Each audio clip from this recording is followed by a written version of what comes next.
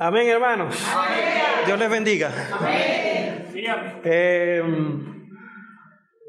El hecho de que se haya ido la luz es una confirmación de un sentimiento que tenía desde hace varios días, de que al enemigo no le gusta que hablen estas palabras. Porque estas palabras son de luz, salen como espadas, cortan y exponen a las tinieblas. Entonces, yo no me siento extrañado de lo que está pasando, porque desde hace unos días lo sentía, incluso anoche les dije a algunos hermanos, oren porque siento que mañana en la mañana va a haber saboteo. Así que no ignoramos las maquinaciones del enemigo. Sin duda alguna, el hecho de haber podido contar con la electricidad nos iba a ayudar a que la palabra fuera un poco más fluida, porque íbamos a tener varias presentaciones. Sin embargo, todas esas presentaciones ustedes las van a tener a disposición en los grupos de la iglesia. Se está haciendo el audio acá también. Si llega la electricidad, gloria al Señor. Pero lo más importante, y es lo que necesito de todos ustedes, es que no haya distracción. Pido que no haya conversaciones internas, que sus celulares estén en modo avión, que el espíritu esté conectado. Y si el espíritu está conectado, la conciencia y el entendimiento se abrirán a lo que el Señor tenga que hablarnos. Curiosamente, siempre que llega este mes, siempre que llega diciembre y noviembre, yo no sé si desde octubre, y no es porque acá tengamos estación de invierno, no es por eso, pero pasa que las iglesias se distraen muchísimo y esas distracciones nos hacen un poco apagar el espíritu. Aire, pónmelo ahí que no se bloquee, que quede la pantalla nunca bloquea. Siempre las iglesias se distraen para este tiempo. Por alguna razón los hermanos se ocupan más en cosas del mundo, ya sea por temas laborales, ya sea por temas de educación, ya sea por temas familiares, ya sea porque nos gustan estas fechas, porque hay más libertad para ciertas cositas, porque hay vacaciones. Entonces, como quiera que sea, hay una tendencia que eso es mundial, lo que siempre lo he visto en muchas partes de las iglesias, a distraerse en este tiempo, a distraernos en este tiempo. Debo decirles que esta palabra, yo no es porque lo esté hablando yo simplemente soy un vaso hoy aquí. Amén. Quiero decirles con mucha sinceridad que la valoren. Hay hermanos, incluso en otras ciudades, que nos están pidiendo la grabación de este mensaje y todos los materiales que hayan concernientes a este mensaje. El tema de hoy es el verdadero significado de la Navidad y podríamos decir que también del Año Nuevo. Hay un asunto que siempre tenemos nosotros y es que ya estamos enmarcados dentro de lo que es una costumbre, una tradición. Yo quiero, y esto lo iba a proyectar, pero quiero mencionárselos. ¿Qué es una tradición? Es lo primero que tenemos que ver en torno a esto. Y una transmisión dice que es, en su significado más común, es una transmisión de noticias, composiciones, ritos, costumbres, doctrinas de generación en generación. Se conserva por medio de la transmisión de padres a hijos. Y eso constituye una tradición. Entonces nosotros muchas de las cosas que se practican en este tiempo las recibimos por tradición de nuestros padres. Y a su vez, esas tradiciones se convierten en costumbres. Y las costumbres son hábitos o modos habituales de obrar. Y a medida que una tradición se vuelve costumbre, ella va adquiriendo fuerza. E incluso, en algunos casos, fuerza de precepto. Es decir, que hasta puede convertirse en ley. O si no en ley, en un documento, casi que en ley de facto, o sea, por hechos. Es decir, para estas fechas damos por sentado que ciertos días se van a celebrar ciertas cosas y que se van a hacer ciertos eventos y ya casi es de facto, se da por sentado, se supone, es de perogrullo, o sea, es evidente que va a pasar. Porque viene de generación en generación como una tradición o una costumbre. Ahora nosotros, como hijos de Dios, tenemos que estar claros en nuestras convicciones, en quiénes somos. Primera de Pedro 2:9 dice que nosotros somos linaje escogido, pueblo adquirido por Dios. Entonces, en ese sentido, debe haber claridad, debe haber identidad, debe haber convicción. Y en este tiempo hay un versículo que se aplica mucho, que es 1 Corintios 10:23. Todo me es lícito, pero no todo conviene. Yo no he venido hoy aquí a tumbarle las hallacas, el pan de jamón. Es más, compártanlo conmigo. No me vayan a estar dando bollito. Me dan la hallaca que tenga buena carne. Ni tampoco las hallacas de caraota que están de moda ahora. No me le echen mayonesa, por favor. No vamos a entrar en esa disputa regional. No he venido a eso, he venido a tocar nuestras conciencias y nuestros espíritus. Porque hay algo que se mueve muy oscuro en este tiempo y especialmente en este tiempo.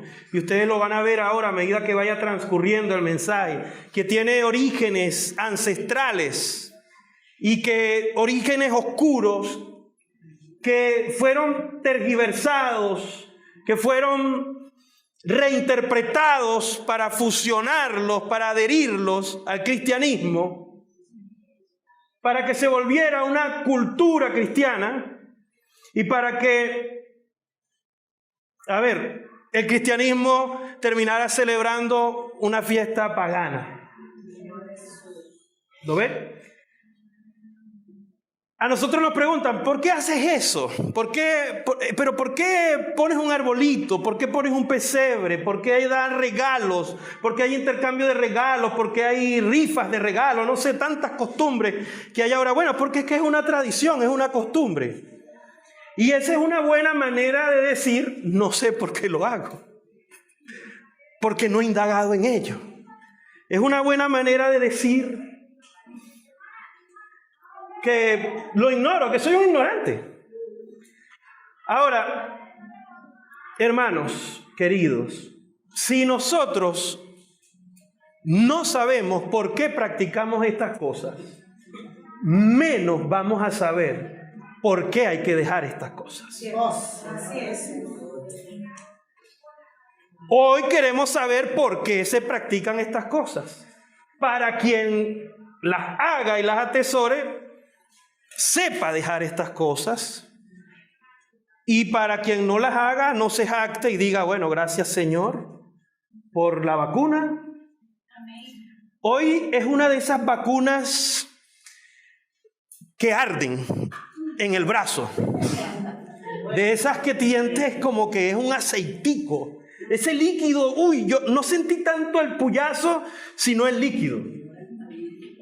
Hoy es un poco de eso, no quiero predisponerlos tampoco, pero sí, como en un principio les decía, activen su espíritu, sus conciencias, abran el entendimiento, porque nosotros somos pueblo escogido del Señor.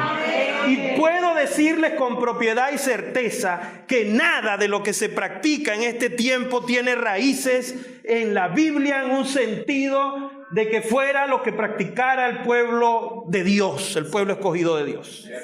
Fueron costumbres paganas ligadas al cristianismo. Ese es el origen de todo. No fueron costumbres hebraicas del pueblo de Israel, no. Nada, en lo absoluto. Incluso el mismo pueblo de Israel cayó en cosas. Entonces, Apocalipsis 17, 1 al 5, voy a destacar solo versículos, no tenemos las presentaciones y vamos a avanzar por causa del tiempo. El Señor muestra a una mujer vestida de púrpura escarlata, llena de piedras preciosas, y esta mujer es nada más y nada menos que una mujer caída, y dice que en su frente, versículo 5, está escrito un misterio. Dice: Babilonia la grande, la madre de las rameras y de las abominaciones de la tierra. Y luego Isaías capítulo 13, versículo 19 al 22 también nos habla de Babilonia, de la hermosura de sus reinos, y dice que Babilonia será como Sodoma y Gomorra. Justamente en este tiempo, en la palabra profética, estamos viendo sobre eso, ¿cierto? Como Lot, movido por sus aspiraciones personales, se fue alejando de la bendición y acercándose a maldición, a degradación. Entonces, dice allí en Isaías que aullarán las hienas y los chacales en casas de deleite. Y dice también Jeremías 51, versículo 7, y luego el versículo 62 dice: copa de oro fue Babilonia en la mano de Jehová, que embriagó a toda la tierra. De su vino bebieron los pueblos, se aturdieron por tanto las naciones. Y dice el 62: oh Jehová, tú has dicho contra este lugar que lo habrías de destruir hasta no quedar en él morador, ni hombre ni animal, sino para siempre ha de ser asolado. Babilonia es el tipo en la Biblia de un sistema corrupto de confusión, y un sistema que, más peligroso aún, se convierte en un sistema religioso de adoración falsa, de adoración a dioses falsos, de idolatría. Y por eso es más peligroso, porque trae confusión. A diferencia de Egipto, que es un tipo del mundo del sustento, o de Asiria, que es un tipo del mundo del pecado, y que son claramente más identificables para un hijo de Dios. Tal vez lo que es babilónico nos cuesta identificarlo más, porque se disfraza y se viste de santidad, y al final de cuentas es confusión, es una vana imitación. Los orígenes de Babilonia están en Génesis capítulo 10, versículos 8 al 10. ¿Por qué estamos hablando de todo esto? ¿Y por qué no empezamos hablando del arbolito y del pesebre y de todo lo que vino el hermano aquí como el Grinch? El hermano es el Grinch que vino aquí a destruir. ¡Qué hermano tan aburrido! Parece que no tuvo infancia. Génesis capítulo 10, versículos 8 al 10. Porque todo esto son los orígenes de toda esta confusión. Babilonia es confusión. Allí nos habla de Nimrod, dice: y Cus engendró a Nimrod, quien llegó a ser el primer poderoso en la tierra. El primer poderoso, dice, en la tierra. Y dice el versículo 9: fue vigoroso cazador delante de Jehová, por lo cual dice así como Nimrod, vigoroso cazador delante de Jehová. Y fue el comienzo de su reino, Babel. Erec, Acac y Calne en la tierra de Sinar.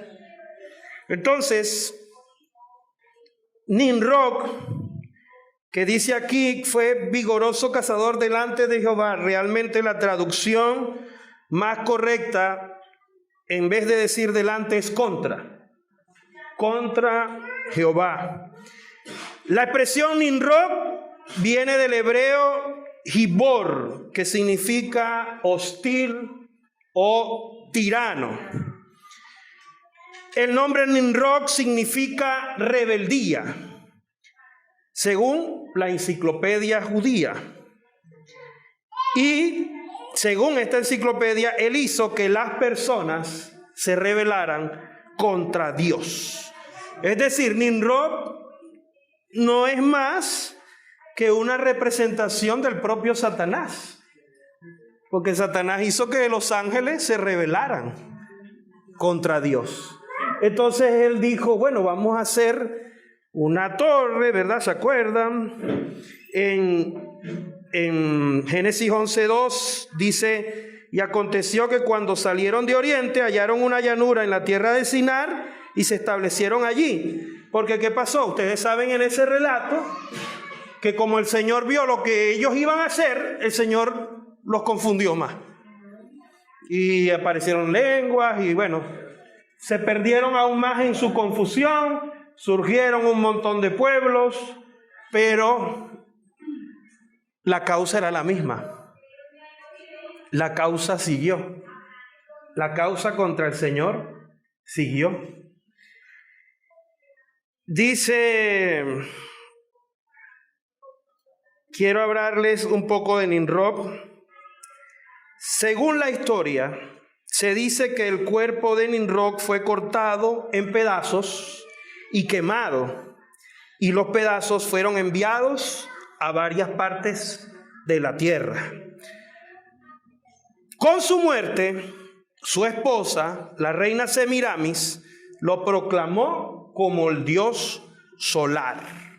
Presta atención, porque por ahí ya nos va a dar indicios de todo este asunto que practicamos hoy. Voy a decir practicamos, porque aunque no lo practico, estamos metidos en este mundo. Semiramis, ¿verdad? Dice, Semiramis, la esposa de Nimrod, dio a luz a Tamus, de quien dijo que era el mismo Nimrod renacido. Vean, esto es historia universal, ¿ok? Basado en la cultura mesopotámica. Entonces, te dice, hermano, pero ¿eso dónde lo dice la Biblia? Bueno, es cultura universal, hay enciclopedias que narran estas historias, porque la Biblia narra básicamente lo que es la cultura judeo-cristiana. O sea, los hebreos, el pueblo de Israel terrenal, y la iglesia, el pueblo celestial de Dios, ¿verdad? O sea, son como que los, por decir así, los actores principales. Entonces, según la historia, Semiramis, esposa de Nimrod, después de que Nimrod muere y sus pedazos de cuerpo son esparcidos por toda la tierra, dio a luz a Tamus, y ella dice que él era el mismo Nimrod. Esto tiene una base de imitación con respecto a Génesis 3:15, donde dice el Señor promete, después de la caída, que iba a venir una simiente, ¿se acuerdan? Que iba a golpear a Satanás, ¿verdad? Y que él le iba a pisar la cabeza mientras la serpiente le hería el calcañar, ¿se acuerdan? Es una imitación de esto, porque en Corintios dice la palabra que el enemigo se disfraza de ángel de luz, y Satanás en sus intenciones de querer ser igual al Altísimo siempre va a querer igualar, imitar. Ahora, esta práctica de esparcir los pedazos de un cuerpo por muchas partes de la tierra o de las naciones tenía un objetivo de llevar un mensaje. Era una práctica con el objetivo de llevar un mensaje. Yo no sé, los hermanos que les gustan las películas, los cinéfilos, ¿ustedes se acuerdan de aquella película Corazón Valiente? ¿Ah? Corazón Valiente, sí, de Mel Gibson, ¿no? Y en la parte de la escena final que está allí William Wallace, voy a meterlos aquí en la película, ¿no? Está William Wallace allí, ¿verdad? Que lo iban a destirpar, y el verdugo del rey Sanquilargo, ¿no? De los reinos británicos de ese momento, le dice, bueno, que clame o por piedad o por libertad, que clame por piedad para él ser libre, ¿se acuerdan? Bueno, los que vieron la película. Entonces, él grita, freedom, ¿no? ¿Cómo es que gritó? Libertad, dijo, libertad. Y entonces, bueno, lo destirparon, una muerte muy horrible. ¿Y qué hicieron con él? Con su cuerpo. Lo cortaron en pedazos y, ¿verdad? Pues, cortaron sus miembros, sus extremidades, y los pusieron, narra la historia, o sea, no solo la película, sino la historia, en los 4 puntos cardinales del reino, o sea, para dar un mensaje a las naciones. Entonces, ¿qué hacían en ese entonces? Y esto lo muestra la Biblia, hay versículos que hablan de esto. Cuando se hacía esto era para transmitir un mensaje a las naciones. Entonces, el mensaje a transmitir era que un líder o un rey o un semidios o hasta un dios era considerado Nimrod, moría y resucitaba en su hijo. ¿Se les asemeja esta historia alguna? ¿Se les parece algo? ¿Ah?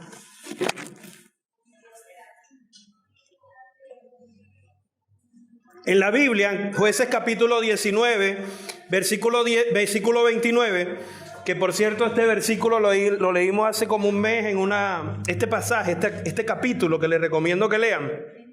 Jueces 19, lo leímos en una charla con los muchachos porque yo creo que este es el primer incidente de crimen pasional en la Biblia.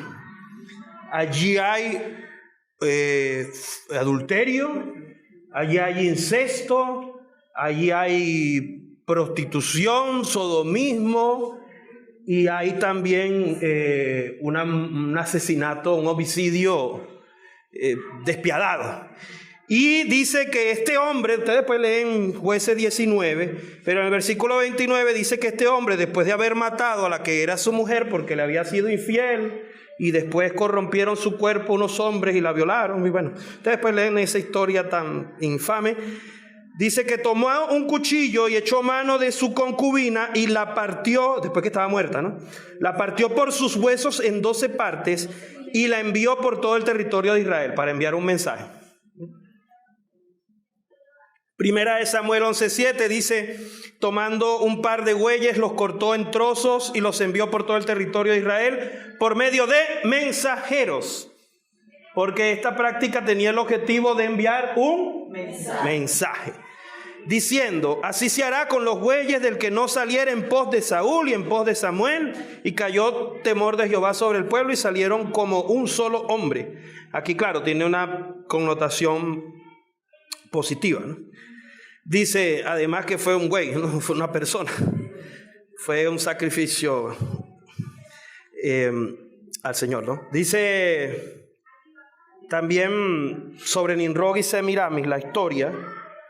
Nimrod, Semiramis, Nimrod papá, Semiramis esposa y Tamus hijo, ¿verdad? Nimrod muere, sus pedazos son esparcidos y Semiramis proclama, enviando sus pedazos a toda la tierra, de que él resucitó en Tamus.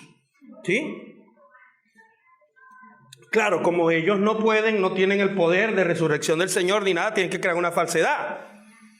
Entonces, no iba a ser como la resurrección de Cristo, que agarró un cuerpo glorificado. No, ellos mandaron el cuerpo por pedazos y dijeron la mentira de que, bueno, en Tamus, el Hijo, allí resucitó él. Entonces, el Padre y el Hijo. Imitando falsamente al Señor. Entonces dice, Semiramis proclamaba que Tammuz era el salvador del mundo y que la gente lo adoraran a él y a ella. Este sistema de idolatría se esparció al resto de las naciones. Génesis 11:9, lo leímos, vimos que ellos fueron esparcidos por toda la tierra. Entonces, claro, al ser esparcidos por toda la tierra, toda esa confusión llegó a toda la tierra y dice que tiene vigencia hasta nuestros días, ¿verdad? Incluso metiéndose en el cristianismo. ¿Por qué? Por la adoración de la mamá y el hijo. ¿Se le parece algo? En el cristianismo. El cristianismo, porque el catolicismo es parte del cristianismo. ¿Se le parece a la adoración de María y Jesús? Eso tiene una raíz en Semiramis y Tammuz. ¿Sí me van siguiendo? Sí. ¿Estamos claros allí? De todas maneras, este material les va a llegar a ustedes. Ustedes van a poder indagar más.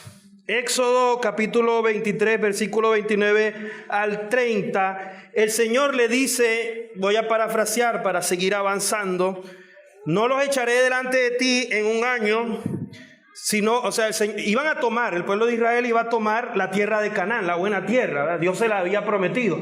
Pero el Señor les dice allí que no, de todas maneras les va a llegar el material, ¿no? Éxodo 23, 29 al 30. El Señor les dice allí que no iba a echar a los pueblos que estaban allí, a los pueblos paganos, para ¿qué iba a suceder? Que si él echaba ya de antemano, la tierra quedaba sola, entonces lo que eran aquellas vides, aquella tierra de abundancia de la cual habla Deuteronomio se iba a perder, porque no iba a haber hombre que hiciera la agricultura, los cuidados de la tierra, se iba a llenar de monte, de matorrales, y las bestias iban a tomar lugares que ya el hombre les había tomado. ¿Sí me explico? Entonces el Señor les dice a ellos, bueno, entre tanto ustedes ocupan, yo voy a dejar a esos pueblos allí, ¿ya? Para que ustedes después los van a expulsar, ¿no? Y es lo que ocurre, ¿no? En la Biblia narra batallas y batallas del pueblo de Israel expulsando a diferentes pueblos. Pero el Señor hizo esto, ¿verdad?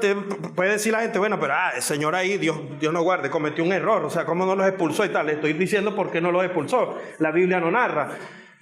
Pero como el pueblo de Israel, bueno, se olvidó del Señor, entonces se empezó a mezclar, o sea, a algunos los expulsaba y a otros, bueno, acuérdense la misma experiencia de Saúl, pues, le tomó lo bueno, las buenas costumbres y practicaba el pueblo de Israel lo mismo, la misma adoración a dioses ajenos que esos pueblos tenían.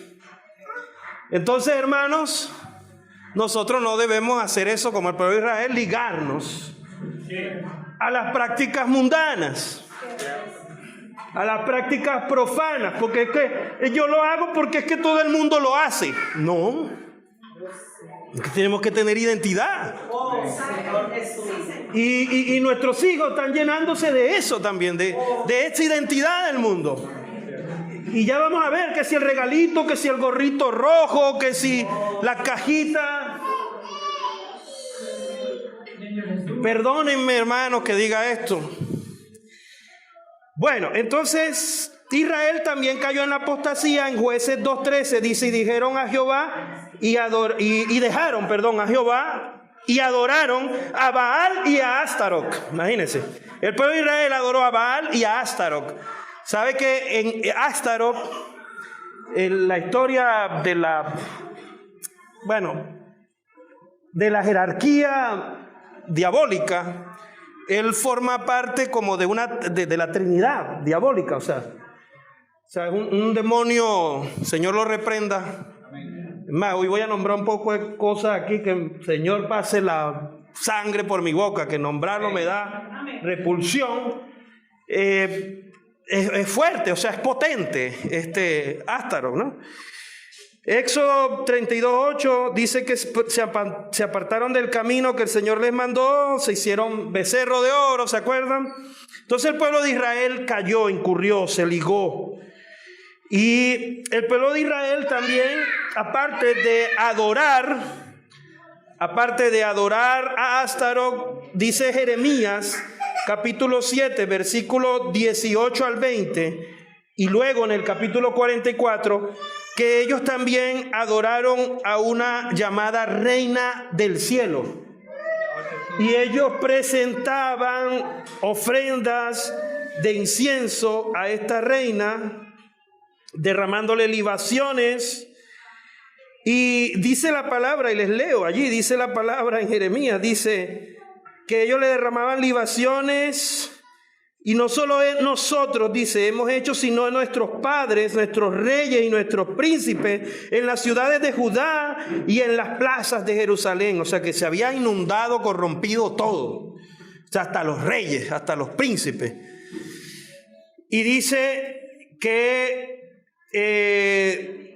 mira lo que pasó en el versículo 18 de ese capítulo 44, dice que desde que dejamos de ofrecer incienso a la reina del cielo y derramarle libaciones, nos falta todo.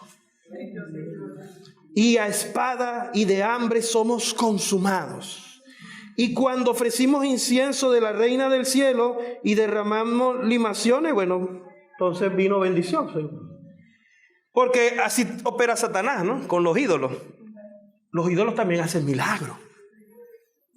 Yo conozco una historia muy cercana de un familiar que estaba teniendo muchos accidentes, le estaban pasando muchas cosas feas, y él se acordó que había proclamado unas palabras de desprecio, no sé si de maldición, no me acuerdo, pero sí de desprecio hacia una de estas deidades de hoy, estos ídolos regionales, una de estas vírgenes,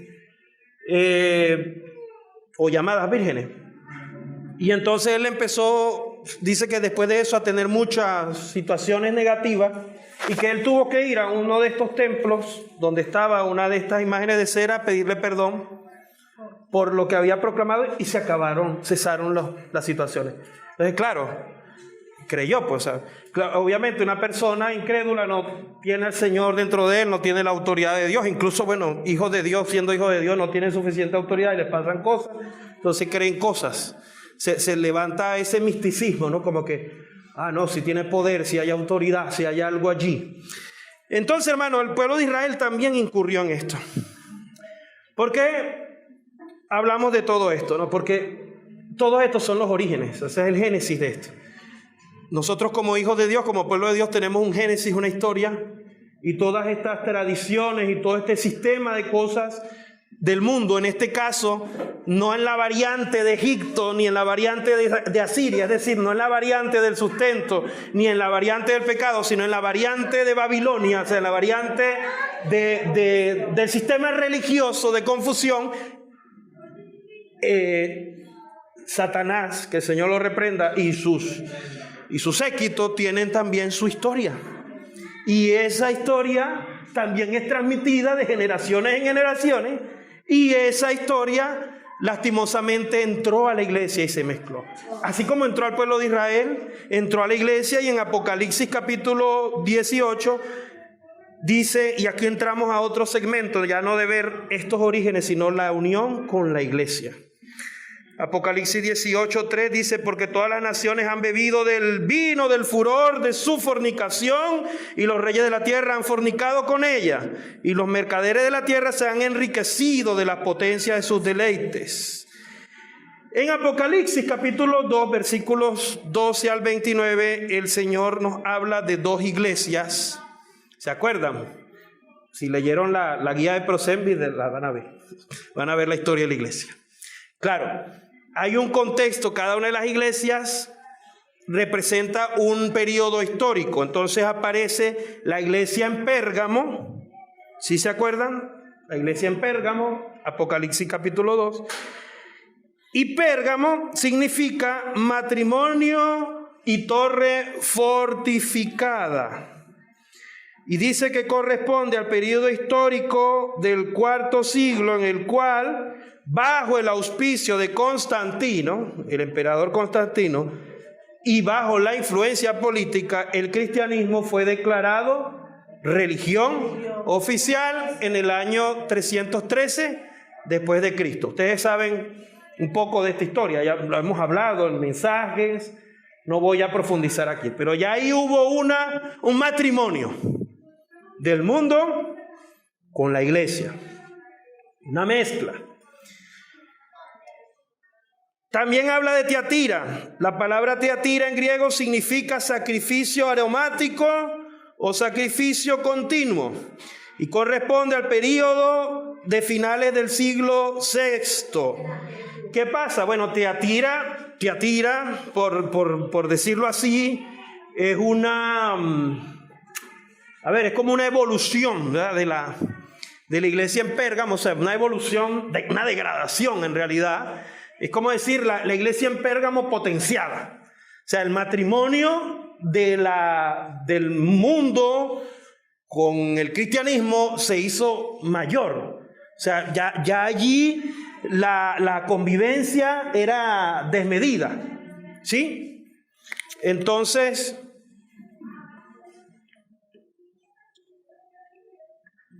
vean, y ahí vamos a empezar a ver un poco las mezclas, ¿no? ¿Cómo está su espíritu? Amén. Aleluya. ¿Cómo está el entendimiento? Amén. Santo, ¿qué dijo las mezclas? La unión de la iglesia con el mundo, pues básicamente esto. Es lo más importante. No se ha calentado la cosa así tanto, gracias al Señor. Bueno, yo que me estoy moviendo para allí y para acá no he sudado, entonces. Ajá. Bueno, dice Apocalipsis, también aparte de narrar a Pérgamo y a Tiatira. Entonces sobre Tiatira, ¿verdad? ¿Qué dice la historia sobre Tiatira? Ya la iglesia era una iglesia apóstata, ¿verdad? Esta es la iglesia cristiana. Ojo, o sea, esto es la iglesia cristiana, que obviamente después en la historia muestra que predominantemente era el catolicismo, y bueno, después surgen las iglesias protestantes y todo. Ustedes lean la historia. Hoy no es para eso, solo para contextualizar. Entonces la iglesia apóstata adoptó la idolatría de la diosa madre. Dice que esta, ¿verdad? ¿Qué es lo que hacían? En el año 431 después de Cristo se instauró por decreto que debía rendirse culto a María, la madre de Jesús, porque bueno, ella también era llena del Espíritu Santo, ¿no? Y están las escrituras que le dan soporte. Claro, ¿por qué hicieron esto? Porque acuérdense que el quien mandaba en ese tiempo era el Imperio Romano. El Imperio Romano persigue a los cristianos en los primeros 2 siglos, se da cuenta que no puede contra ellos, que esta gente, en vez de hacerlos desaparecer y extinguirlos, lo que hace es multiplicarse más. Entonces, bueno, si no puedes contra el enemigo, únetele. Constantino, según se convirtió, aparentemente sí, genuinamente, pero el enemigo usó su lado bueno del alma, y él vino y dijo, bueno, vamos a poner la religión, la religión cristiana como religión oficial en todo el pueblo, en todo el Imperio Romano.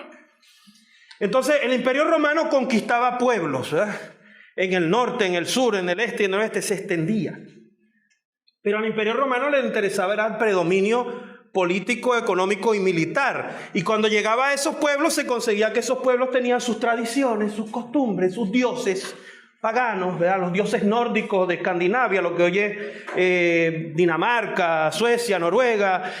Bueno, aunque ellos no pudieron con mucho de esas tierras porque estaban los vikingos que eran fuertes y bueno, hay películas que narran esto, ¿no? Ustedes se acuerdan ahí de Gladiador, cinéfilos, ¿no? Entonces, hermano, está bajando para las películas.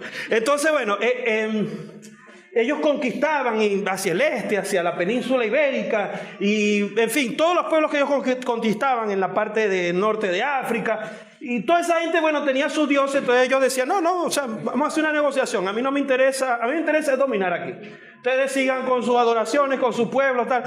Pero ellos tenían que buscar una manera de unificar como imperio para tener un dominio político, económico y militar, o sea, que fueron realmente una hegemonía. Entonces lo que hicieron fue, bueno, vamos a fusionar las costumbres, las tradiciones. Entonces ya como el cristianismo es la religión oficial, vamos a hacer una imitación, pues, de lo que es la adoración y el culto de madre-hijo, Semiramis Tammuz. Y bueno, vamos a aplicarlo a María y a Jesús. Y se decretó en el año 431 en el concilio de Éfeso, justamente ciudad de la diosa Diana, que en Hechos de los Apóstoles 19, 24 al 27, habla de esa diosa Diana. Entonces el imperio, bueno, mezcló todo, y la iglesia, por lo tanto, recibió toda esa mezcla. Y bueno, habían cristianos que no fueron permeables a esa mezcla, pero a medida que iban muriendo de generación en generación algunos de estos cristianos que no eran permeables a esa mezcla, pues la mezcla llegó. O sea, en algún punto ya toda la iglesia estaba corrompida. Entonces, esta unión imitó no solo el culto de Semiramis y Tammuz de Babilonia, dice que también imitó el culto de Isis y Horus de Egipto, el caso de María y Jesús por el Imperio Romano, y así de otras culturas que ustedes cuando reciban el material lo van a tener. El asunto es que nosotros sabemos, según la palabra en 1 Timoteo 2:5, que no hay otro mediador entre Dios y los hombres.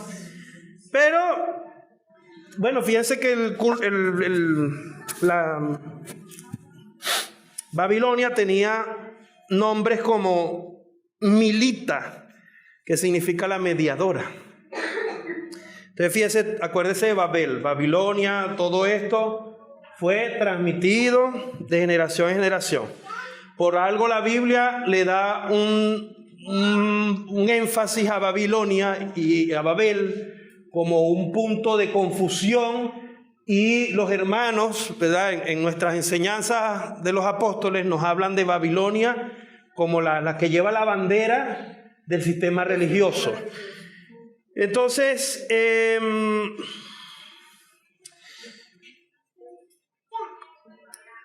todas estas, voy a obviar algunos versículos que ustedes van a ver allí en la presentación, pero sí quiero decirles que en 2 Tesalonicenses 2:7 dice que ya está en acción el misterio de la iniquidad, y solo que hay quien al presente lo detiene hasta que él a su vez sea quitado de en medio. La iniquidad hoy tiene muchas formas de trabajar, y siento decirle que la Navidad es una de ellas. Estas fechas son maneras de trabajar la iniquidad. Y dice también la palabra que en los postreros días muchos apostatarán de la fe, escuchando espíritus engañadores y a doctrinas de demonios. Fíjense que cuando es que creo que es el 21 de diciembre, que es el espíritu de la Navidad, y ahorita vamos a ver, porque ya vamos a entrar en el segmento de la errada fiesta de la Navidad. Entonces, fíjense, ¿no? La iglesia, voy a hablarles primero del nacimiento de Jesús, ¿verdad? Vamos a ver un poco la Biblia. Búsquense Lucas de una vez, lo tienen allí. Para ir viendo algunos aspectos históricos, lo vamos a ir comparando con la Biblia. Fíjense que cuando Cristo nació, según el relato bíblico, dice la palabra en Lucas 2:8 que había pastores en la misma región que velaban y guardaban las vigilias de la noche sobre su rebaño. Eso es Lucas 2:8. Esto fue para el tiempo en que Jesús nació.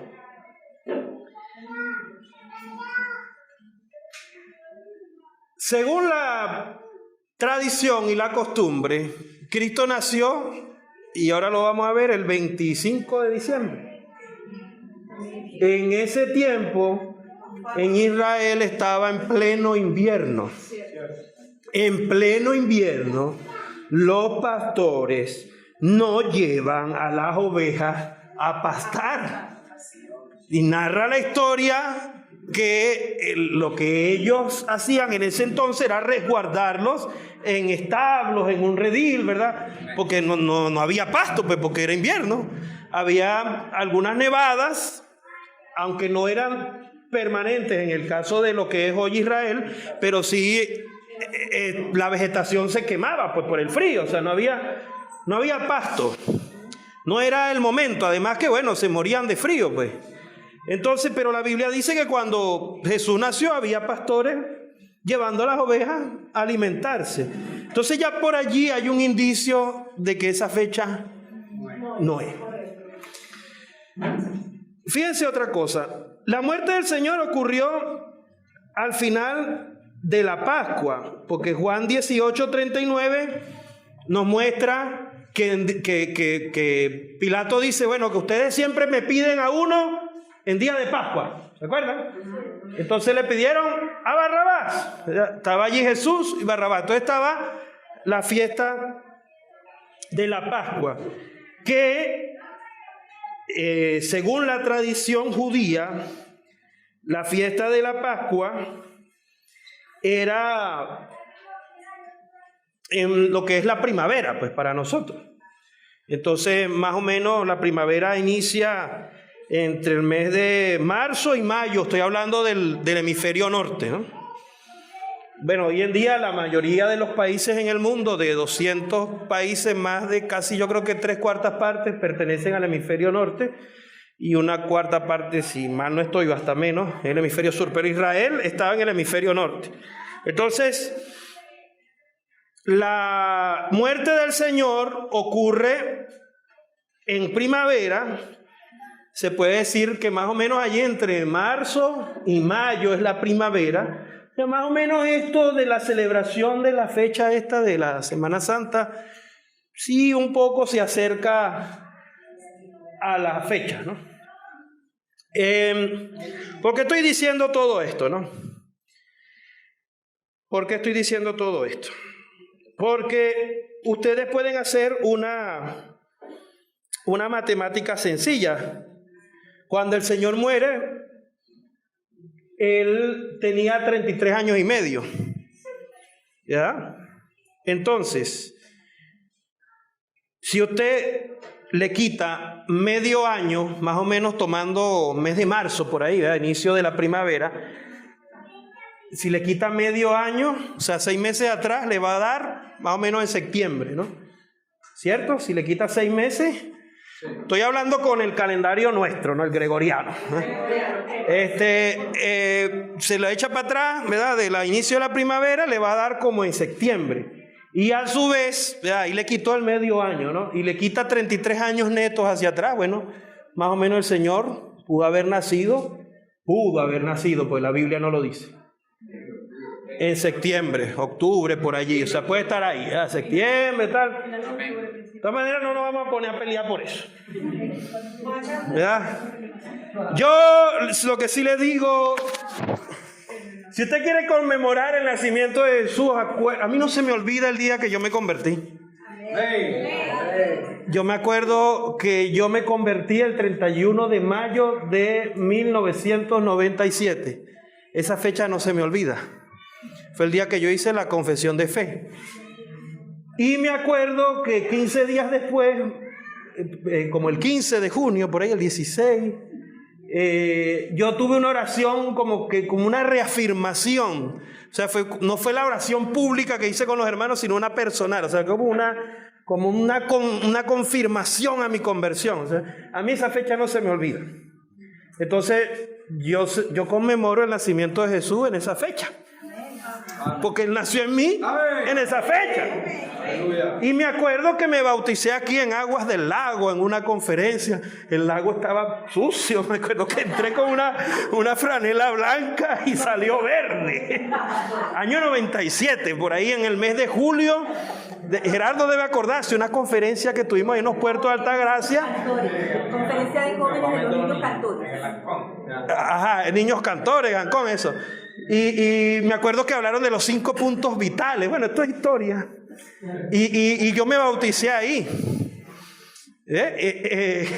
Entonces, ahí yo celebro el nacimiento de Jesús en mi vida. Entonces yo le digo, bueno, celébrelo, acuérdese. Si no se acuerda, bueno, yo me acuerdo que fue más o menos en marzo de 2005, por ejemplo. Pero no me acuerdo la fecha. Bueno, póngale una fecha. Es más, agarre un número bíblico. No se acuerda el día, póngale el 7 de marzo, como el 7 es bíblico. O el 3 por la Trinidad, o el 4 por la criatura, o el 12. Bueno, le tira ahí un número. El 40 no, porque el 40 aunque es bíblico, no hay ningún mes que traiga 40 días. No puede usar. Entonces, bueno, usted celebre el nacimiento de Jesús el día de su conversión. Y si quiere celebrar el nacimiento de Jesús corporativo, colectivo, ¿verdad? No sé, vamos a tener que desenterrar los libros de historia de la iglesia de Maracaibo, municipio capital, de cuando empezaron las reuniones y el partimiento del pan, ¿verdad? Y entonces conmemoramos ese día, ¿verdad? Nos acordamos, oye, cuando inició la iglesia con la familia Fernández y la familia Río y tal, en los 90, los 80, los 90, los 80, bueno, los 90, no somos tan viejos, hermano. Nos cayó la cédula aquí un poco. Entonces, bueno, celebran. Es más, aquí el domingo nosotros recordamos, bueno, la muerte y resurrección del Señor. Porque es bíblico. Esa es la fiesta. Nosotros tenemos que esperar una vez al año, todos los domingos. Y a veces despreciamos esa fiesta. No, voy el domingo a la reunión. Tengo sueño, flojera, no hay pasaje. Y bueno, tenemos fiesta todos los domingos. Esa reunión no hay que pelarla. Ni una sola vez. Entonces, a ver. Ya más o menos ahí nos da un indicio, ¿no? La muerte del Señor ocurrió un día de la Pascua. Hicimos más o menos la cuenta. Entonces, bueno, el Señor nos puede dar por ahí. Dice Lucas 3:23 que cuando el Señor inició su ministerio, Él tenía 30 años, dice allí, en Lucas 3:23. Y Números 4:3, un versículo que hemos leído mucho ahorita por los de los valientes de David, ¿verdad? Dice que los que se enlistaban para el sacerdocio y el servicio al Señor, de 30 a 50 años. Entonces el Señor estaba enmarcado allí, según lo que mostraba la Biblia, en el tiempo del inicio de su ministerio, a los 30 años. Entonces, bueno, de manera que si nosotros hacemos un cálculo allí, nos damos cuenta que el Señor no nació en invierno, sino en otoño. Y el otoño más o menos es entre septiembre, octubre, noviembre, pero bueno, noviembre sería muy adelantado, entonces no me vaya a decir que María no cumplió las 40 semanas y Jesús fue un niño prematuro. No, no salgan ya con... Porque ahora lo que falta, o sea, perdónenme, porque que han hecho tanta mezcla que ahora me van a salir con un absurdo cualquiera. O sea, que Jesús, 7 mesinos, yo no sé, o sea, Dios mío, bendito. Cualquier ocurrencia que alguien tenga viene y la dice y eso se convierte en santa palabra. Entonces, hermanos queridos, la Biblia no indica la fecha exacta del nacimiento de Jesús, pero el nacimiento de Juan el Bautista también nos da un indicio, aparte de esta cuenta que hicimos ahorita. En Zacarías, el papá de Juan el Bautista, dice la palabra, nos muestra en Lucas del 1:5 al 13 y luego del 23 al 24, que Zacarías, bueno, estuvo sirviendo al Señor conforme a lo que establece Crónicas de la distribución del servicio sacerdotal, y él se fue a casa y su esposa concibió. Y según lo que muestra la palabra en Crónicas 24, 7 al 19 y en Primera de Crónicas 27, 1 al 2, es que esto estaba en el curso de Abaís entre Iyar y Sibán. Estos son, digamos, según el calendario hebreo. Y eso más o menos corresponde a la primera semana de junio. Entonces es posible no, porque este sí es más preciso, Lucas. Cuando Zacarías, ¿verdad?, para ponerlo en calendario gregoriano, termina su servicio, luego de servir la primera semana de junio, ¿verdad?, según el calendario nuestro, él va y dice la palabra que él se llega a su esposa y ella concibe a Juan el Bautista, ¿verdad?, en junio. O sea, es decir, Betsabé, que no podía tener hijos, después leen ahí Lucas. Elizabeth. Elizabeth, Dios mío, Señor bendito. Gracias. Elizabeth, que no podía tener hijos. ¿Ves? Eso después te dicen amén y queda la palabra ahí. Ajá, una palabra de Navidad tergiversada. Entonces, ella no podía tener hijos y concibió más o menos en junio. ¿Ya? Y usted cuenta 9 meses y de junio, 9 meses sería más o menos en marzo. También la palabra luego muestra, ¿se acuerdan? Del encuentro de María y Elizabeth, ¿verdad?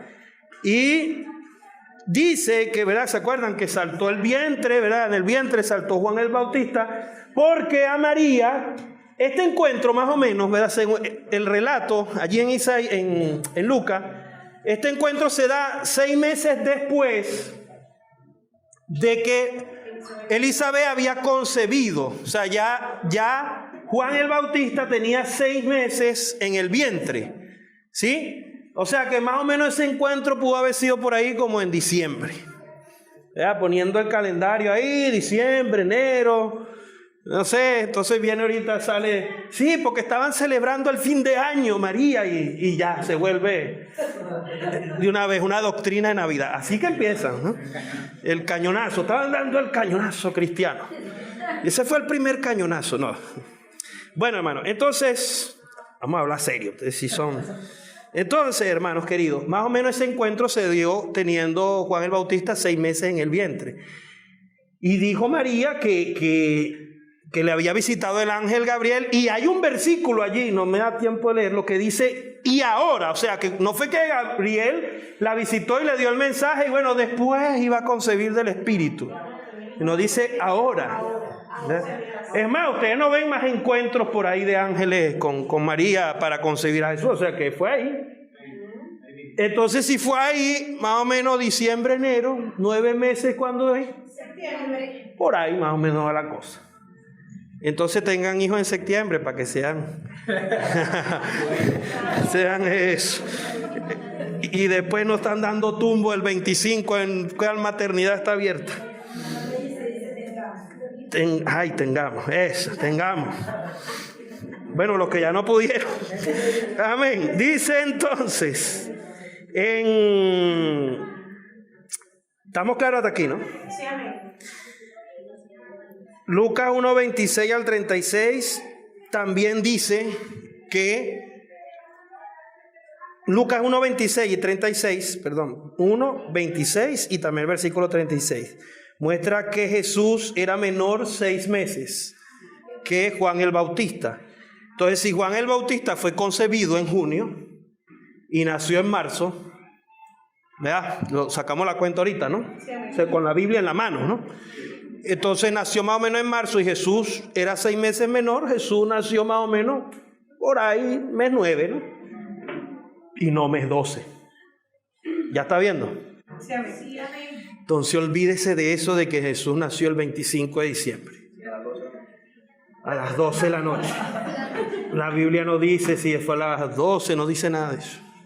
Hermanos queridos, yo no voy aquí a hablar porque también hay teólogos que dicen que no, otros dicen que fue en marzo, otros dicen, o sea, la Biblia realmente no lo narra. Estos son indicios basados en versículos de la Biblia, en la historia de Juan el Bautista, de Zacarías, de Elizabeth, de María, también en relatos de historia, de las costumbres del momento. Pero lo que sí es que todos estos factores, de todos estos relatos, al final de cuentas ninguno apunta a diciembre.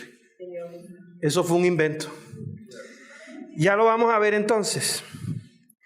¿Qué pasó? Que como volvemos a lo del emperador, el imperio romano, volviendo al imperio romano, dice que entonces ellos se expandían y absorbían las costumbres. En el año 354, la Iglesia Católica estableció en una publicación que se llama El Cronógrafo, estableció el 25 de diciembre como el nacimiento de Cristo. se publicó por decreto, ¿no? Claro, acuérdense que la iglesia estaba casada con el mundo, o sea, estaba casada con el imperio romano. Y entonces, ¿qué hicieron ellos? Bueno, todo esto, los papas, al final ligados políticamente a los emperadores. Mira, es más difícil quitar todas esas costumbres, esa gente de todos estos pueblos paganos, que estoy aquí yo parafraseando, que hemos conquistado. Imagínate, en los que podemos generar revueltas, o si no, entonces tener en un lugar una fecha y en otro otra. O sea, entonces muestra de debilidad, porque estaríamos dejando que todos hagan lo que quieran. Vamos a fusionar lo que practican ellos allá, los que adoran a tal, vamos a fusionar en torno a esas fechas. De hecho, fíjense que hay un relato de la historia en el siglo VI que fueron enviados misioneros al norte de Europa, o sea, misioneros a cristianizar.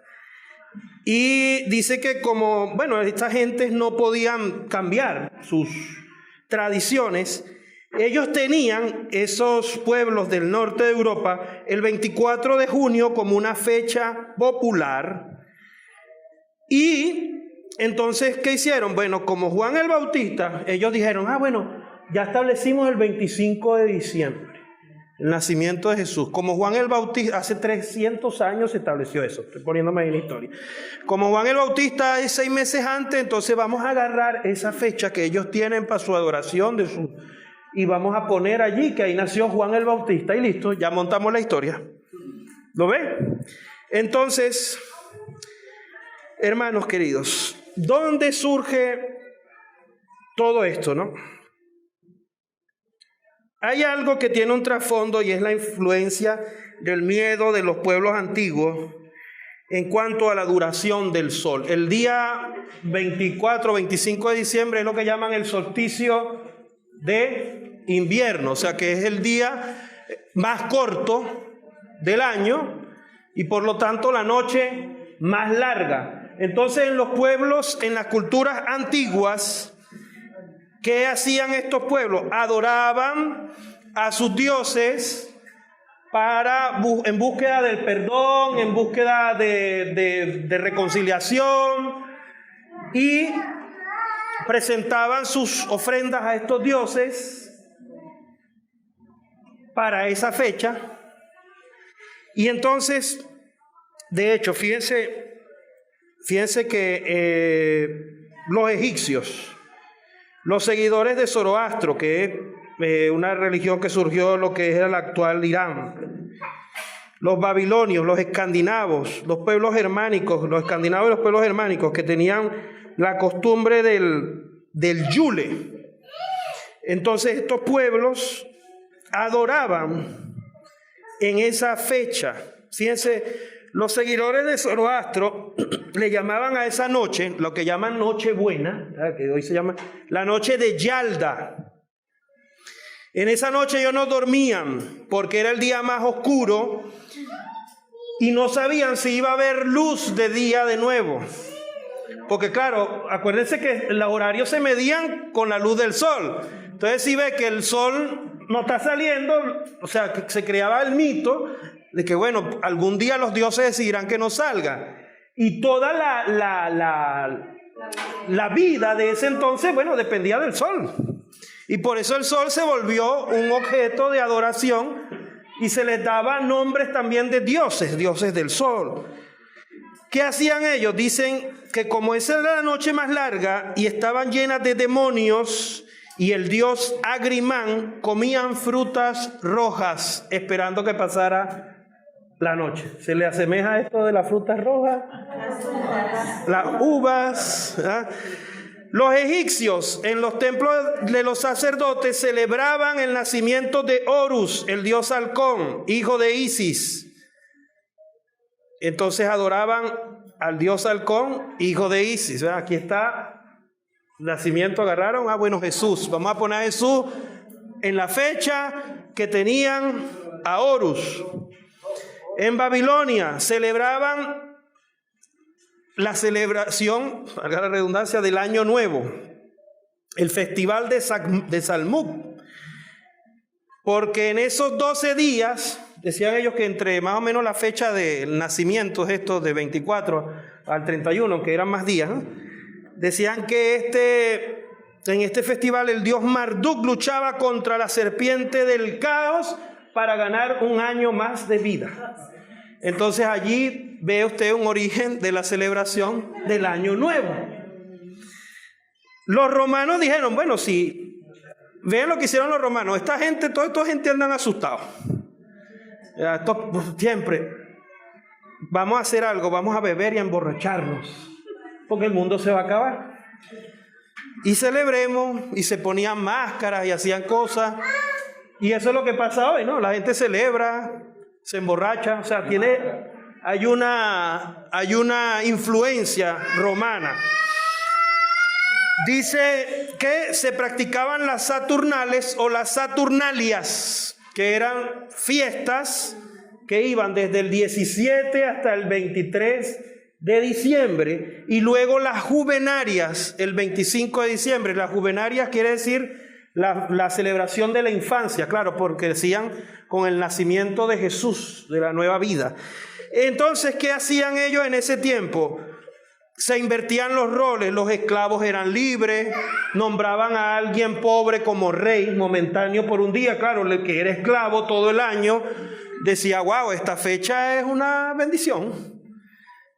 A nosotros también nos gusta esta fecha porque el que era esclavo todo el año trabajando, se van de vacaciones, la fiesta de la empresa.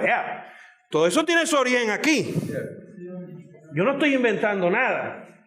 Tampoco le estoy diciendo que al que no le tenga, el que tenga emprendimiento ahora, a látigo a toda la gente, ¿no? Prendían velas por todas partes, arreglaban las casas. Fíjense que en este tiempo a la gente le gusta también pintar la casa, arreglar la casa.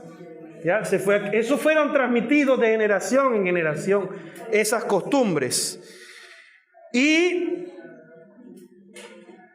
ellos aprovecharon que como en los evangelios no estaba escrito nada claro del nacimiento de Jesús en cuanto a la fecha, o sea, no indagaron lo suficiente, dijeron, bueno, vamos a poner el 25 de diciembre para fusionarlo con las fiestas paganas.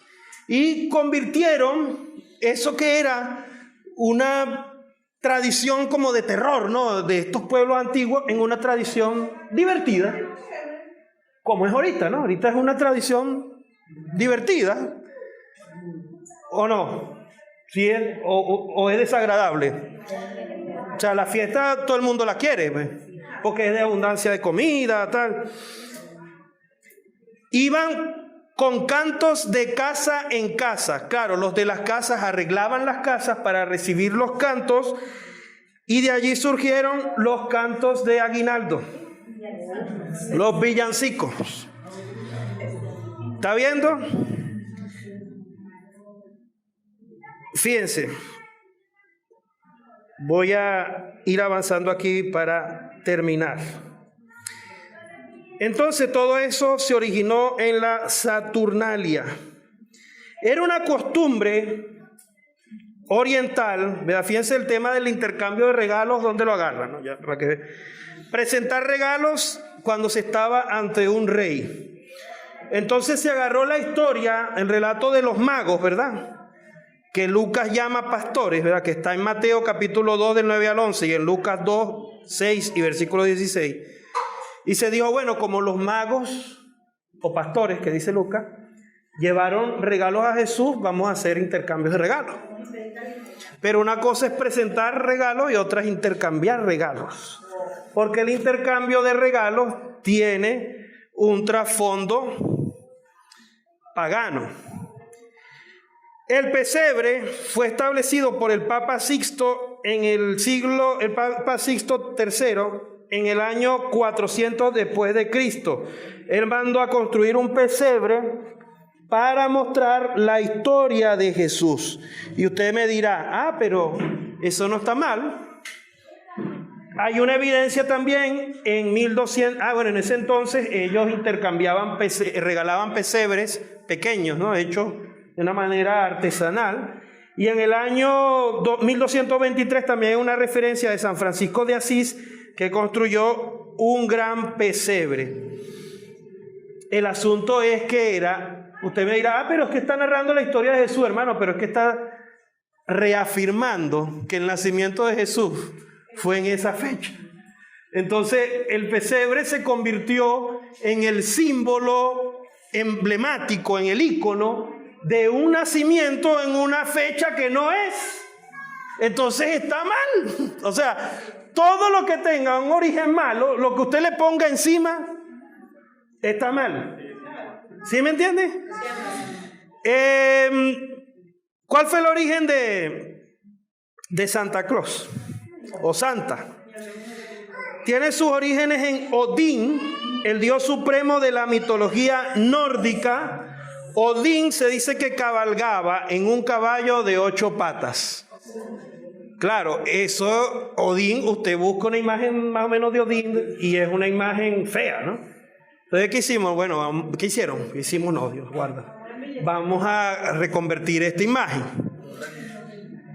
¿Qué hacía Odín? Fíjese lo que hacía Odín cuando salía, según la mitología nórdica, en cacería salvaje. Dice que atravesaba el cielo junto a bestias sobrenaturales. O sea, demoníaco todo, ¿no? Para visitar las casas. Los niños dejaban botas y si a Odín les gustaba, les dejaba regalos. Allí viene el origen de Santa o Papá Noel. Esto que hizo la Iglesia Católica, ¿verdad? El catolicismo, el cristianismo de la época, lo mezcló con la historia de San Nicolás de Bari, ¿verdad? San Nicolás, o San Nicolás de Mira, lo que es actual Turquía, que era un obispo en el siglo IV que daba monedas y regalos a los pobres. Entonces, claro, empieza a fusionar, a mezclar, a reinterpretar, a casar lo pagano con el cristianismo. No voy a decir lo pagano con lo cristiano, porque en realidad eso cristiano falso que generó la iglesia en ese momento no tiene un origen bíblico. ¿Sí lo ve? O sea, usted ve todo esto no tiene ningún origen en hebreo, puedo decir, no hay nada que diga, mira esto porque es que el pueblo de Israel lo practicaba, ¿verdad? Por ejemplo, nosotros tenemos, ¿verdad? La mesa del Señor, que lo hacemos los domingos, que aparece en Hechos, que es un modelo de la iglesia en el principio, también tiene una raíz en el símbolo de la Pascua, en Éxodo, ¿verdad? O sea, tiene una raíz hebrea. Entonces, todo lo que nosotros hacemos tiene una raíz hebrea cristiana, ¿verdad? De la iglesia, del pueblo de Dios terrenal y el pueblo de Dios celestial. Pero esto, o sea, perdóneme que lo diga, esto no tenía ni pata ni cabeza. O sea, esto se volvió un Frankenstein ahí de un pegoste de pura... Y bueno, ahora sí tiene patas y cabeza y tiene mucha estructura. Y es lo que es hoy. Entonces, se mezcló la historia de San Nicolás de Bari con Odín. Y este personaje, bueno, tiene otros nombres. Father Christmas en Gran Bretaña. Santa Claus en Holanda, por un holandés que venía de España con regalos. Y en 1931, en una campaña, se dice que en una campaña de Navidad de Coca-Cola se le pidió a un ilustrador que le diera una figura bonita. O sea, fíjense que esto es un poco ya más contemporáneo. Y bueno, quedó ese... Fíjense, claro, habían algunos de estos personajes que eran de repente altos, delgados, vestidos de marrón, de colores sobrios, oscuros. Entonces, no, vamos a ponerlo gordito para que sea señal de abundancia, de comida, ¿verdad? De sonriente, ¿verdad? Amigable, porque usted ve un santa de estos en la calle y es amigable. Ay, qué gordito tan bonito, provoca agarrarle los cachetes rojitos y darle un abrazo. Gracias a Dios yo no puedo buscar empleo de santa. Ahorita estoy calificando nada más para la barriga. La barba me sale dispersa, entonces no califico para santa. No busquen ese empleo porque miren, ya, así usted esté muy pelado, no busque empleo de santa porque eso es diabólico. Que quede registrado. El origen del árbol. Esa sí da más, porque esa sí creo que se practica más acá, el árbol, ¿no? Todavía el Santa, bueno, Santa, ustedes saben que Santa también lo convirtieron en niño Jesús, porque como era el nacimiento de Jesús, entonces eso era mezcla tras mezcla. Ya vamos a terminar. El origen del árbol. Hay una fábula babilónica, ¿se acuerdan de Semiramis, ¿verdad? De Tammuz, Nimrod? Tiene su origen en Génesis, ¿no? Y en la historia. Una fábula babilónica que afirmaba que Semiramis afirmaba, que un árbol verde se desarrolló en un tronco muerto durante una noche y que el tronco muerto representaba a su esposo muerto Nimrod. De esta manera, el tronco llegó a ser símbolo de Nimrod, que había revivido en Tammuz. ¿Se acuerdan? En su hijo. Acuérdense, está agarrando la imitación de la historia de Jesús, de la resurrección y todo esto.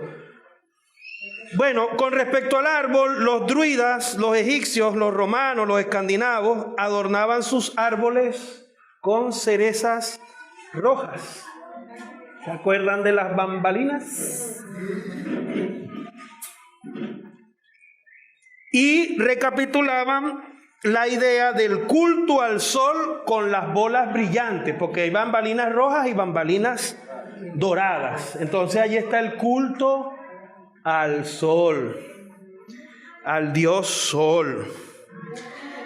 También remonta el árbol sus orígenes en el tronco de Yule, que esto es de los nórdicos, de los escandinavos, que ellos tomaban un árbol entero, el más grande, para que ardiera en fuego y no se apagara. Claro, en el tiempo de invierno ningún árbol sobrevivía, pero el pino sí. Por eso es que es un árbol de pino. Qué rico huele el pino, ¿eh? El pino de verdad, ¿no? Usted compra el pinolín y eso es bueno para... No, el pinolín es fuerte, ¿no? Pero es bueno para cortar olores malucos. Entonces, hermanos queridos, el pino sobrevivía, o sea, es un árbol fuerte, o sea, un árbol tan fuerte que fíjese, del pino extraen, por eso le puse el ejemplo del pinolín, ¿no? Extraen ese aroma. Usted corta un pino y le da el olor a pino, o sea, y es un árbol fuerte. Entonces, claro, como era el invierno, la noche más oscura, ¿verdad? Claro, pone un pino en Maracaibo y... Entonces ellos agarraban esos pinos y les colgaban las guirnaldas para protección de la condena de los dioses. ¿Se acuerdan de las guirnaldas? También usaban las coronas en los tiempos de la Saturnalia, las coronas de laureles para celebrar las Saturnalias. Las coronas de laureles en las puertas de la casa era una invitación a decir bienvenido, aquí puede venir a pedir regalos. ¿Sabe que la gente pone coronas, no? Sí, coronas con bambalinas, cositas, bueno. También estaba la costumbre de besarse bajo el muérdago. Esta creo que no se aplicó tanto aquí, pero tiene una connotación en nuestra cultura que está aplicada al acto de hacer las paces. Claro, usted está peleado todo el año con el amigo, el vecino, el familiar. Llegó la Navidad, el espíritu de la Navidad nos visitó. Hay que hacer las paces. Y en el 1 de enero o el 2 de enero, porque el primero está durmiendo todo el día y comiendo recalentado, el 2 de enero para adelante otra vez empieza la sanpablera a pelear. Y como esto se hacía, lo de las paces y todo, era una vez en el año, bueno, se hacían regalos, ¿verdad?, entre la gente. Usted ignoró todo el año al vecino, ese día le mandó unas hallacas al vecino. Ni le predicó el evangelio en todo el año, pero le mandó unas hallacas. Y por si acaso pasé mezquino, no la de pernil, la de caraota. Bueno, hermanos queridos, se los digo jugando. para que estoy haciendo así como el niño cuando, ahí viene la puya, ahí viene la pullita. ¿Se acuerda que yo le dije que era una vacuna con aceitico y que ardía? Entonces, para no salir apedreado de aquí. Les digo, hermanos queridos, todas estas fiestas son paganas. Ay, Dios mío. El árbol de Navidad de los celtas representaba los frutos de la abundancia agrícola dada por los dioses. Yo les estoy resumiendo. Este material ustedes lo van a tener, ustedes podrán indagar. Es más, omití nombrar a los dioses, pues yo dije, yo no voy a estar nombrando este poco de bicho aquí. De verdad que el Señor limpie mi boca de los que nombré. No va a estar invocando esa cosa. Y fíjense, nosotros tenemos siempre una buena referencia de Martín Lutero porque él fue el padre de la Reforma y por lo tanto surgieron las iglesias protestantes. Pero Martín Lutero cometió un error, ¿no? Él era alemán y él agarró la figura del pino, ¿verdad?, de los pueblos del norte de Europa, y él le dio una aplicación y una connotación cristiana. Y fue el primero, ¿verdad?, entre, digamos, las iglesias protestantes en iluminarlo con luces de velas para representar a Cristo como el Dios naciente que aparece en Malaquías. O sea, también cayó en reinterpretar y fusionar y al final agarrando el día y las prácticas de los dioses paganos, adaptándolas. Hermanos, que se conviertan ellos a nosotros. Pues nosotros tenemos que convertirnos a ellos. O sea, Dios mío, hermano, pareces el Grinch. Bueno, sí, no soy ningún Grinch, soy un hijo de Dios con identidad. Yo no quiero aquí pecar de religioso. O sea, si usted, yo sé, tal vez tiene que cumplir compromiso con familia, pero tratemos de ser sabios, o sea, porque entonces no, agarramos la palabra y decimos, hágase judío con los judíos, gentil con los gentiles, pecador con el pecador. O sea, no podemos relativizar tanto las cosas. O sea, nosotros también tenemos nuestra identidad. Si yo tengo que respetar la identidad de otros, respeten la mía también. Amén. ¿Por qué no? Porque entonces, ahora nosotros... Yo entiendo, hermanos queridos, que vivimos en un mundo que es difícil. El tema ahora de la aceptación, que se ha vuelto un tema, Dios mío, que todo es así como de cristal, que a veces no se pueden tratar cosas porque se ofende. Pero tenemos que sacar alguna bandera, alguna luz. O sea, yo no sé si... aprovechar el momento y predicar. No le vas a tirar esta palabra, no vas a llegar ahora a tumbar los árboles, no vas a llegar como Jesús, dándote la de Jesús tumbando las mesas en el templo, a tumbar los árboles y destruir los pesebres y romper las bambalinas. No vas a hacer eso. Es más, tal vez te van a quedar muchas tareas pendientes para estos días, porque te lo estoy diciendo apenas un 14 de diciembre. Pero no sé, trata de hacer lo que puedas ahora con esto y el año que viene harás mejor. Amén. Cristo viene. Amén. Yo no sé, ¿qué les puedo decir? Yo por eso les dije, ejerciten su espíritu para que Dios le hable en la conciencia. A veces parezco, bueno, Daire lo puede confirmar, que parezco aburrido para esta fecha. Bueno, no sé si tiene que ver un poco con mi carácter, pero yo digo que no me gusta. O sea, ya esto yo lo tengo en mis venas desde hace muchos años. Entonces ya es mi constitución. O sea, yo no puedo ser distinto. O sea, parezco un asocial. Pero, ok, yo no voy por ahí peleando con la gente. Pero se me salió el caraqueño, concha le vale.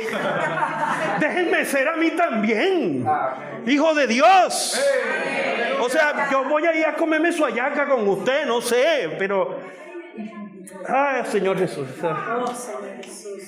¿Cómo les explico?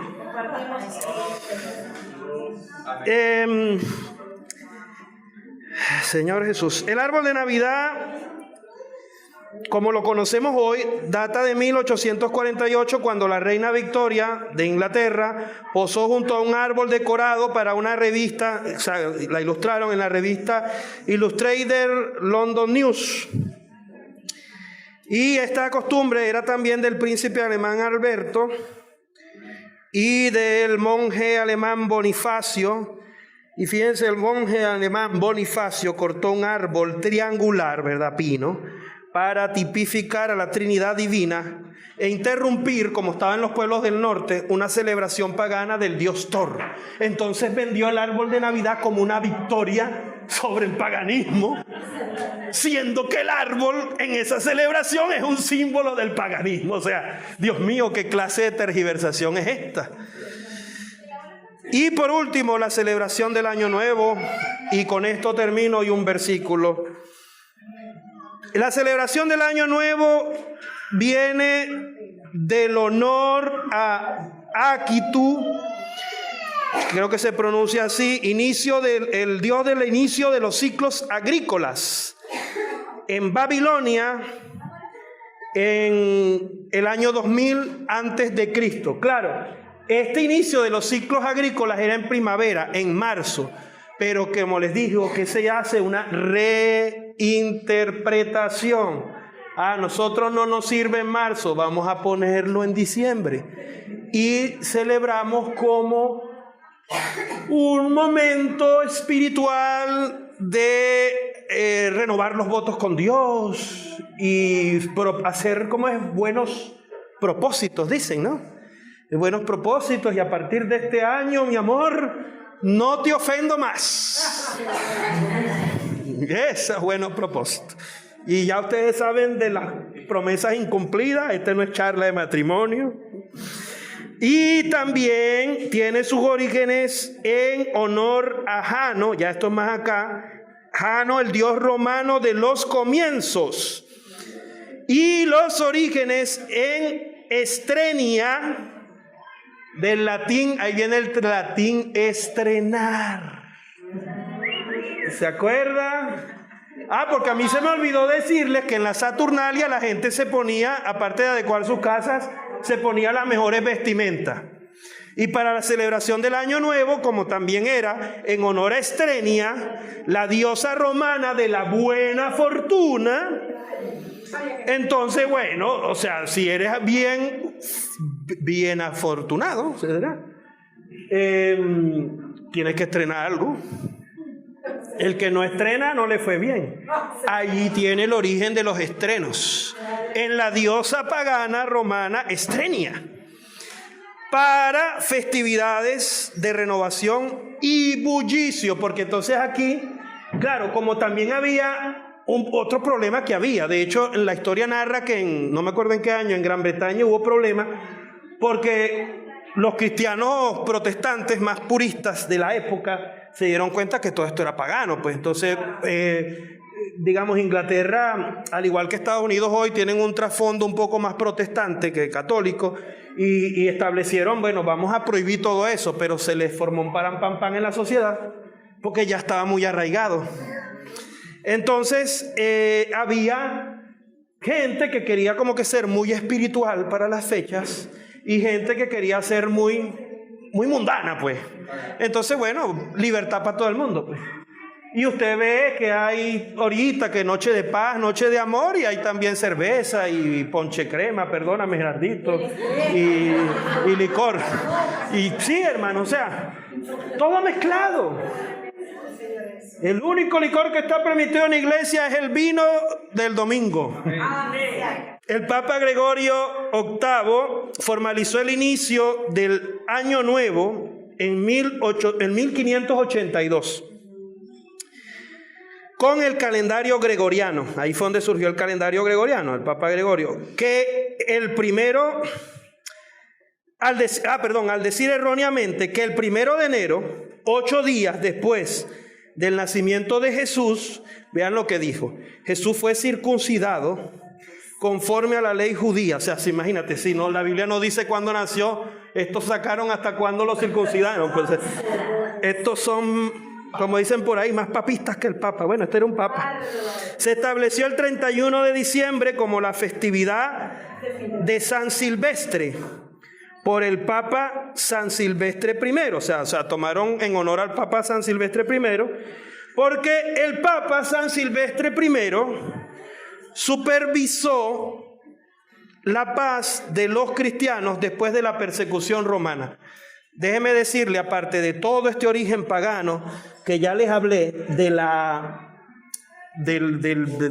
honor a estos dioses de renovación y todas esas cosas, que el año nuevo también tiene un origen, una connotación, no se me adelante, hermana, una connotación, o sea, reposa sobre, perdóname, un hecho infame, como la interrupción de la persecución a los cristianos. O sea, el Papa veló porque se cumpliera, amén, estuvo bien, o sea, cesó la persecución a los cristianos. Pero ¿cómo voy a celebrar yo un nuevo comienzo, sea basado en un hecho tan infame? Por lo menos ahorita hay muchas noticias de que los cristianos son perseguidos en Nigeria. Hay una proliferación enorme, y este tema son un poco delicados, pero hay que hablarlos, al menos entre nosotros, porque el Señor viene. La religión musulmana está entrando con mucha fuerza en Europa. Nosotros sabemos que por allá va a venir el anticristo, o sea, todo eso es un caldo de cultivo. Hay algunos movimientos geopolíticos que están un poco como que apuntando a librar a las Américas de eso, las 3 Américas, porque sabemos por profecía que el águila está por acá, el desierto para los hijos de Dios que sean perseguidos. Entonces, hermanos, todo esto, ¿no? Esta es nuestra identidad, estas son nuestras raíces. Entonces, vuelvo a la frase del principio. Si no sabemos por qué lo practicamos o lo practican o se practica, menos vamos a saber por qué hay que dejarlas de practicar. Entonces ya sabemos por qué se practican y podemos indagar más del por qué se practican. Y por lo tanto debemos tener un firme convencimiento del por qué debemos dejarla de practicar. Amén. Y cierro con este versículo, Gálatas 4, 10 al 11, búsquenlo en su Biblia por favor. Y después de la lectura de este versículo quedó en manos de los hermanos. Jesús es el Señor, Gálatas 4, 10 al 11. Vamos a leerlo juntos. Gracias por el tiempo. Perdonen lo largo. Y bueno, el enemigo 4, 10 al 11. 4, 10 al 11. El enemigo nos quiso sabotear, pero creo que ustedes recibieron la palabra en buena disposición. Amén. De todas maneras, por los frutos los conoceréis. Y ya lo veremos en las redes sociales. No publiquen esa foto. Que el hermano Reggie dijo mal del arbolito y ahí salgo con un arbolito. Guárdame esa foto, pero para el álbum familiar. No me la pongas en el Instagram, por favor. Y cuando tal, ya va hermana, pero no se me, usted quiere irse ya. Ajá. Y entonces edítame la foto, hermano. Yo no sé cómo van a hacer ahora para tomarse la foto familiar, porque hay familiares que nos piden tomarnos fotos en el arbolito. Bueno, ustedes vean cómo hace, oren al Señor para que no tengan esos momentos tan incómodos. A Gálatas, pues 4, 10 al 11. Dice Pablo: guardáis los días, los meses, los tiempos y los años. Me temo de vosotros que haya trabajado. Hermanos, si guardamos esto, vean lo que dijo Pablo. Me temo que haya trabajado en vano. Dios les bendiga. Amén.